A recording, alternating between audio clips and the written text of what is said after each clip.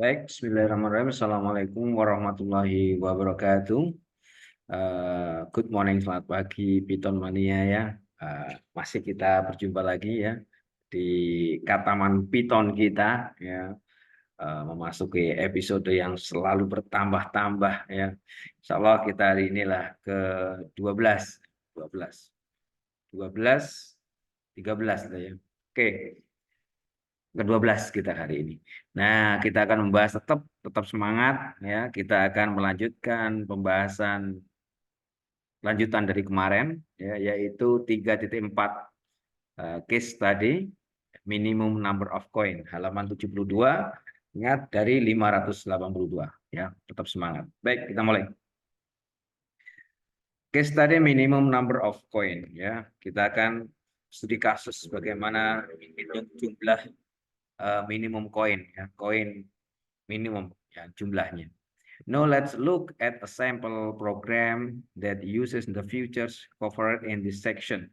Sekarang mari kita lihat contoh ya, contoh program yang menggunakan fitur-fitur yang dibahas di bagian ini. Suppose you want to develop a program that classifies a given amount of money into smaller monetary unit. Misalkan ya Anda ingin mengembangkan program yang memecah jumlah uang tertentu ya kan ke dalam unit moneter yang lebih kecil. Nah, kita pecahkan uangnya dalam bentuk yang kecil. The program lets the user enter an amount as a floating point value representing a total in dollars and cents, and then outputs a report listing the monetary equivalent in dollars, quarters, dimes, nickels, and pennies as shown in the sample run. Program ini memungkinkan pengguna itu untuk memasukkan jumlah uang dalam bentuk angka desimal yang mewakili total dalam dolar dan sen, lalu menampilkan laporan yang menyantumkan nilai uang. Ya, nyantumkan nilai uang yang setara dalam dolar, kemudian ada quarter seperempat dolar di situ ya. Ada sen, dim itu 10 dolar. Kemudian nikel itu 1/5 dolar, penny itu sen, ya, sen dalam sen atau penny seperti yang ditunjukkan pada contoh berikut. Your program should report the maximum number of dollar, then the number of quarters, dim, nickels, and pennies in this order to result in the minimum number of coins. Program Anda harus melaporkan jelas jumlah maksimum dari dolar, kemudian jumlah quarter, dim, nikel, penny ya dalam urutan ini yang mana untuk menghasilkan jumlah koin minimum. Jumlahnya berapa? Here are the steps in developing the program. Berikut langkah-langkah untuk mengembangkan program. 1. Prompt the user to enter the amount as a decimal number, such as 11.56. Jadi $11.56. Oke. Yang kedua, convert the amount 11.56 into cent. Jadi mengkonvert 11,56 ke dalam sen. Jadi dikalikan 100, jadi 1156. Divide membagi cents dengan 100 untuk menentukan the number of dollar, jumlah dolar. Obtain the remaining cent using the cent remainder. Maka dapatkan kita sisa sen yang tersisa dengan menggunakan operator sisa modulus. Ya, jadi namanya operator modulus ya dari pembagian tersebut ya. Yang keempat, divide the remaining cents by 25 to find the number of quarter, obtaining the remaining cent using the remaining cent remainder modulus ya. 25. Jadi bagi sisa sen tersebut dengan 25 untuk menentukan jumlah quarter. Maka kita akan mendapatkan sisa sen menggunakan operator modulus ya dari pembagian tersebut. Oke, lanjut ya. Oke. Divide yang kelima, divide the remaining cent by 10 to find the number of team. Jadi kemudian kita akan membagi sisanya dengan 10 untuk menemukan jumlah dime, ya. Obtain the remaining cent using the remaining cent remainder modulus 10. Jadi maka kita akan mendapatkan sisa sen yang tersisa menggunakan operator modulus dari pembagian tersebut. Kemudian yang keenam, divide bagi remaining sen sisa sen tersebut dengan 5 by 5 to find the number of nickels, untuk menemukan jumlah nickels. Maka obtain the remaining cents using the remaining cents remainder modulus 5. Jadi kita akan mendapatkan sisa sen yang tersisa menggunakan modulus, ya, dari pembagian tersebut. Yang ketujuh, the remaining cent are the pennies. Maka sisa sen yang ada adalah jumlah penny. Yang terakhir, display the result, tampilkan hasilnya. The complete program in sound in listing C3.4. Program lengkapnya ditunjukkan dalam listing 3.4. Baik, listing 3.4 compute change namanya ini filenya, ya. Ini yang pertama, satu, receive the amount. Kita harus terima uangnya dulu. Ya, kita isikan amount dengan enter amount, for example 11.56 di $11,56. Kemudian yang keempat, baris keempat ini adalah convert the amount to cent. Jadi kita akan mengconvert amount ke dalam sen. Caranya gimana? Kalikan 100. Ya, carikan 100. Kemudian find the number, tentukan find the number of $1. Cari jumlah uang $1. Number of $1 remaining dibagi dengan 100. Maka remaining amount-nya sama dengan remaining modulus kalikan 100. Oke, kemudian cari quarternya dibagi dengan 25. Modulus 25 untuk sisanya. Sisanya tadi diputar lagi dibagi dengan 10. Ya, dengan 10 untuk mencari dimnya, ya. Kemudian sisa dari ini remainingnya dibagi lagi dengan modulus 10, ketahuan ternyata ada dibagi lagi untuk jumlah nikelnya dibagi dengan 5, ya. Kemudian kita cari remaining amount-nya, sisanya, ya, dibagi modulus 5, maka number of pennies adalah sisa dari remaining amount yang terakhir, ya. Maka kita tampilkan seperti your amount consists of n. Ingat tadi, ya, backslash n itu adalah baris baru. Kemudian backslash, ya, backslash t itu tab, ya. Jadi satu tab biasanya 4 spasi, 4, ya, 4 spasi, ya. Number of $1, kemudian dikasih data ini. Oke. Maka kalau kita contohkan seperti ini, misalkan 11,56, maka amount adalah consist tadi dari $11, 2 quarter, 0 dim, dan 1 nickel dan 1 pennies. Oke, kita akan lihatkan di sini. Ini filenya. Kita jalankan F5. Ya, kalau kita masukkan 11.56, maka $11, 2 quarter, 0 dim, 1 nickel dan 1 pennies. Oke. Baik. Itu, ya. Maka di sini yang menarik kita akan bahas sedikit, ya, dari grafik di situ bahwa variable amount, the variable amount stores the amount entered from the console, line 2. Ini harusnya variable amount menyimpan jumlah uang yang dimasukkan dari keyboard di baris 2.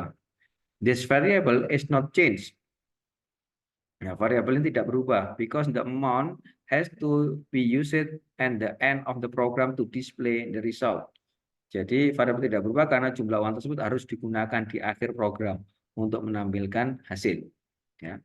The program introduce the variable remaining amount. Program ini mengenalkan variabel remaining amount. To store, untuk menyimpan, the change, perubahan remaining amount, untuk menyimpan sisa uang yang terus berubah, ya, remaining amount.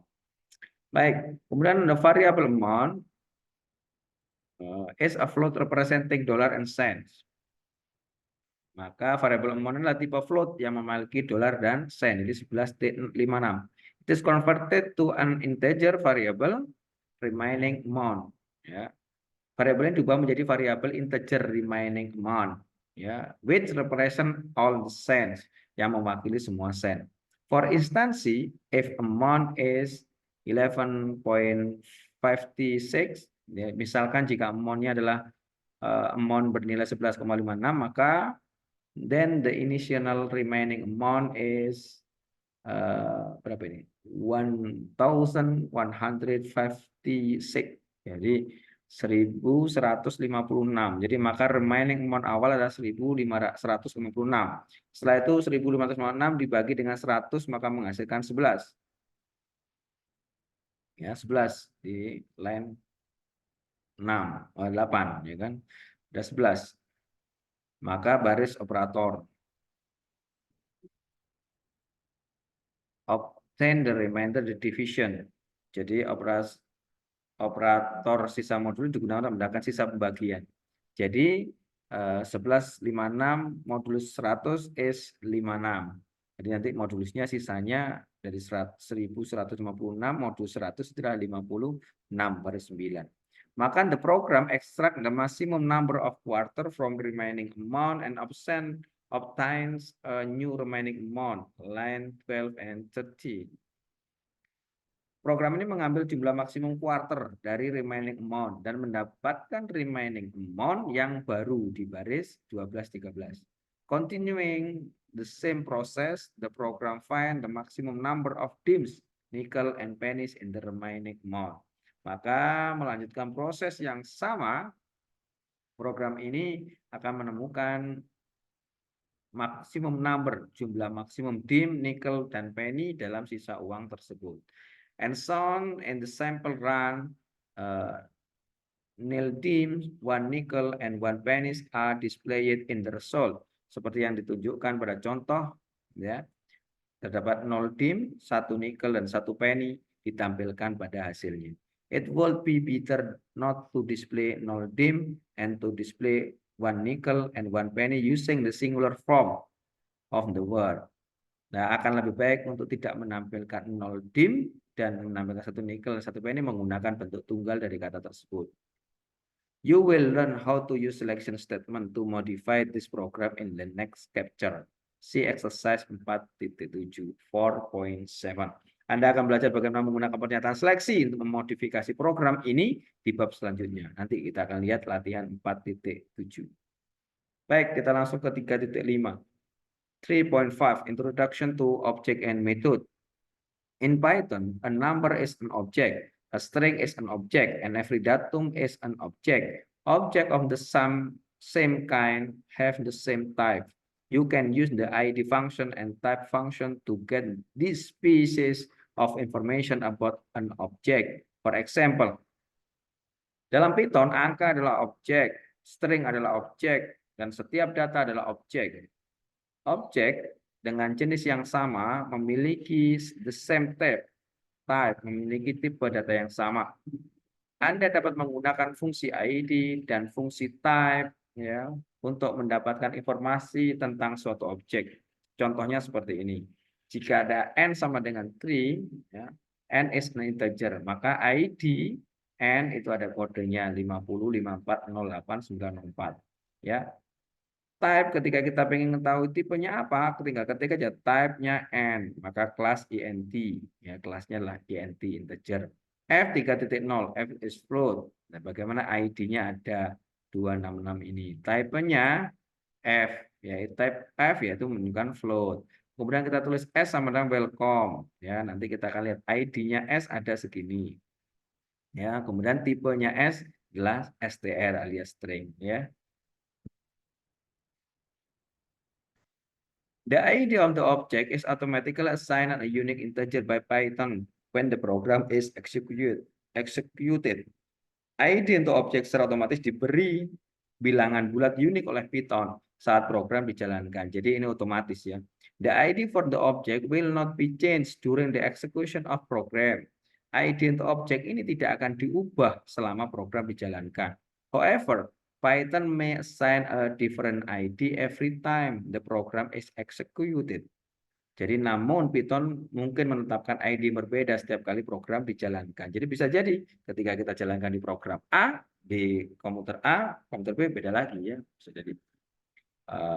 Atau di komputer itu diulang lagi, ditutup, dijalankan lagi, beda lagi ID. Okay, the type for the object is determined by Python according to the value of the object. Jadi namun tipe data untuk objek ditentukan ya, ditentukan oleh Python sesuai dengan nilai objek tersebut. Line 2 display the ID for a number object n. Line 3 shows the ID Python has assigned for the object and its type is displayed in line 4.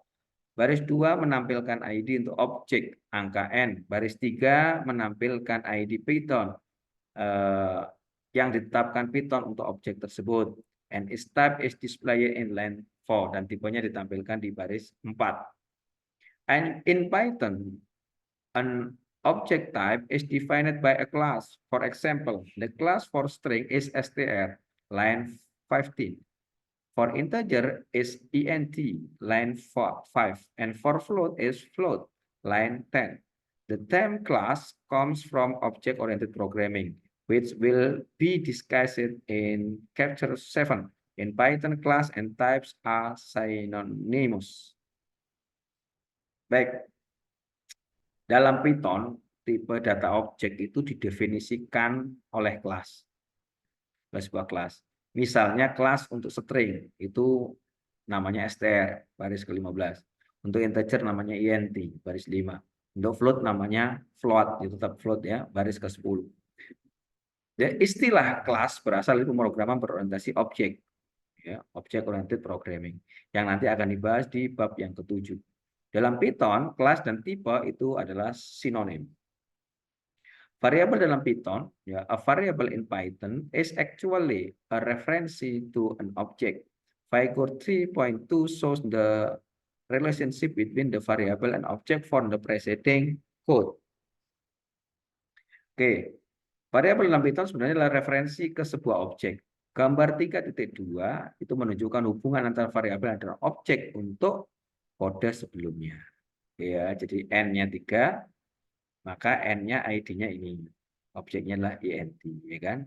F-nya 3, ID-nya ini, objeknya adalah float, ya kan? Float, ini ada float, ya kan? Welcome, objeknya adalah str, ya. Oke. In Python, each variable is actually a reference to an object. Jadi di Python setiap variabel itu secara aktual ya mereferensikan sebuah objek. The statement n sama dengan 3 and sama dengan 3 ya, in line 1 assign value 3 to n, which actually assign 3 to an int object reference by variable n. Pernyataan n sama dengan 3 di baris yang pertama menunjukkan nilai ketiga. Nilai 3 menetapkan nilai 3 ke n, yang sebenarnya menetapkan 3 ke objek int yang direferensikan oleh variabel n. You can perform operation on an object. Anda dapat melakukan operasi pada objek. The operation are defined using function. Operasi tersebut didefinisikan menggunakan fungsi. The function for the object are called methods in Python. Jadi fungsi untuk objek disebut metode dalam Python. Methods can only be invoked from a specific object. Metode hanya dapat dipanggil dari objek tertentu. For example, the string type has the method such as lower, upper. Contoh, tipe string memiliki metode seperti lower, metode dan upper. Ya, which return a new string in lowercase and uppercase, yang mana akan mengembalikan string baru dalam huruf kecil dan huruf besar. Here are some example of how to invoke this method. Berikut adalah beberapa contoh pemanggilan metode ini. Lihat, pertama S welcome. S1 sama dengan S titik lower. Jadi ada S-nya, nama variabel, titik, nama metodenya. Invoke the lower method. Jadi S1 namanya welcome. S2, S titik upper. Maka menunjukkan metode untuk upper, untuk memperbesar. Maka S2 sama dengan welcome. Ya, tapi sebenarnya S-nya sendiri tetap welcome yang ini yang awal. Ya. Nah, tapi S1 jadi seperti ini, lower. S2 jadi baik. Line 2 invokes as point lower, dot lower. On object is to return a new string in lowercase and assign it to S1. Baris 2 memanggil S titik lower. Ya, jadi artinya pada objek S untuk mengembalikan string baru dalam huruf kecil dan menetapkannya ke S1. Nah, disimpan ke S1. Baris 5, line 5 invokes S dot upper on object S to return a new string in uppercase and assign it to S2. Baris 5 memanggil S dot upper pada objek S untuk mengembalikan string baru dalam huruf besar yang mana menetapkannya ke nilai S2 ya. As you can see from the preceding example, the syntax to invoke a method for an object is object.method. Seperti yang Anda lihat dari contoh sebelumnya, sintak untuk memanggil metode suatu objek itu dikenal dengan objek titik metode. Jadi ada dotnya ya. Another useful string method is strip. Nah, metode string lain yang berguna adalah strip, ya, which can be used to remove strip the white space character from both end of a string. Oke, apa fungsinya ini? Fungsinya adalah dapat digunakan untuk menghapus karakter spasi, white space ya, dari kedua ujung string. The karakter petik 2 ini, kemudian garis miring T, garis miring F, garis miring R, dan garis N adalah disebut dengan white space karakter. Inilah disebut dengan karakter spasi, white space, karakter putih. Kalau diartikan kasarnya di white space karakter ya, karakter white space lah. Jadi itu kayak spasi kosongan itu ya, itu dianggap white space. For example, untuk contohnya, S sama dengan T, garis miring T, welcome, spasi, garis miring N. S1, S strip, maka ini hilang. Jawabannya tinggal welcome, jadi ngilangin strip saja. More detail on processing string and on object-oriented programming will be discussed in chapter 7. Maka detail lebih lanjut tentang pemrosesan string dan pemrograman objek akan dibahas di bab 7. Oke, bab 7 ya. Baik, lanjut. Masuk ke 3.6, yaitu memformat angka, formatting number and string, memformat number dan string, angka dan string. Often it is desirable to display number in a certain format. Jadi seringkali kita ingin menampilkan angka dalam format tertentu. For example, the following code computes interest given the amount and the annual interest rate. Misalnya kode berikut menghitung bunga dengan diberikan jumlah uang dan suku bunga tahunan. Contohnya di bawah ini. Ya, contoh, amount, ini pinjamannya sekian uangnya. Interest rate, ini itu bunganya. Interest sama dengan amount kali interest rate. Print interest is adalah interest. Ketemu 16 ini bunganya. Besarnya ya. Suku bunganya ini tadi. Oke. 0,03, 0,13% suku. Ya, ini bunga.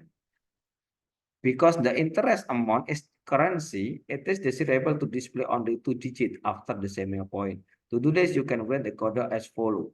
Nah, karena jumlah bunga adalah mata uang, maka sebaiknya hanya ditampilkan 2 digit setelah koma. Ini kan elek, gitu ya. Kalau digitnya kebanyakan terlalu jelek ya. Maka to do this, you can write the code as follow. Nah, untuk melakukan ini Anda dapat menulis kode berikut. Caranya di run interest, 2 ya. Interest is 16.4 ya. However, the format is still not correct. There should be 2 digits after the decimal point, like 16.40 rather than 60.4.